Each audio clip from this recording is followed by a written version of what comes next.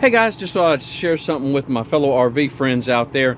I made some sunshades over the summer as one of my projects to help with the sun.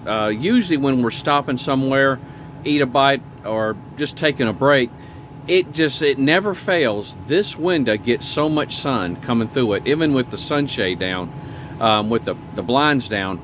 And so what I did is I went ahead and went online, and I saw where a lot of people were making sunshades out of Reflectix. You can get it from Home Depot and Lowe's. I needed something that was a little bit taller than what they were selling at the store, so I went online and got some that were 4 feet tall. You can actually buy them that tall.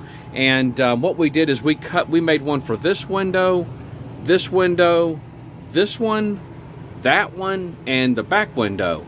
And there's Kiki and Finn, and but this one right here is the big culprit. Usually it's this one or that one is the two main ones that a lot of sun can come through and heat up the motorhome. But there is one behind these blinds right now, and it is working perfect, because when we first got here at the campsite, we're at Bandit's Roost campground in Wilkes County.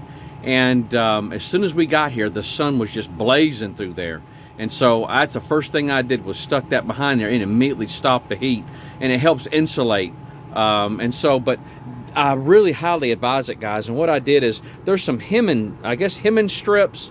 Sandra took a walk, so I'm not sure what this is called, but you can get it from Hobby Lobby. And there's some hemming tape that's underneath here. And what I did is, after I cut them out, I took some hemming tape and I tucked it behind this, and I wrapped it on each side, and then I took a damp cloth, put it on it, and then I took an iron and with some steam. You need steam to do it, and I ironed all the way around it, and it adhered to this. Now Sandra's going to go ahead and she's going to sew this seam all the way around just for some extra measure.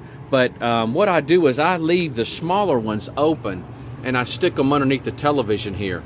That's where I store them at. And they work awesome. Now I do something different for the windshield and the driver and passenger side doors. There's a different type of sunshade that I bought. It's about $60, $70 for the thing. It works good, but then I'd also do a windshield wrap on top of that. Both in unison, works very well. And so, but again, guys, I highly advise this. It's really good. It's cheap. It don't cost much. I mean, I'm planning on making one for my own personal car, and it just never seems that you can get one that fits your window really good. But it does the job. I tell you what, there's one behind it right now, and the sun is beaming it. And one of the campers walked up after I put it in. They saw me putting it up, and they said, "What did you put in your window?" So I told her what it was and blew her mind. She said, "You're kidding me." And I said, "Nope." I said, you can get it at Lowe's and Home Depot. And I just made it myself. And she has the same type of problem, major heat coming in. Even though you have these blinds down, that heat still can come through. But Reflectix, oh, it's absolutely awesome. And mainly because there's an insulation of air, and it not only does it reflect the sunlight, but it also has that insulating pocket between there. And but just go to the insulating area at Home Depot and Lowe's, and that's where you'll get it at. If you want something taller than what they have, go online. They do have some. I saw some 4 feet, and that's what I got. Okay, hope this helps.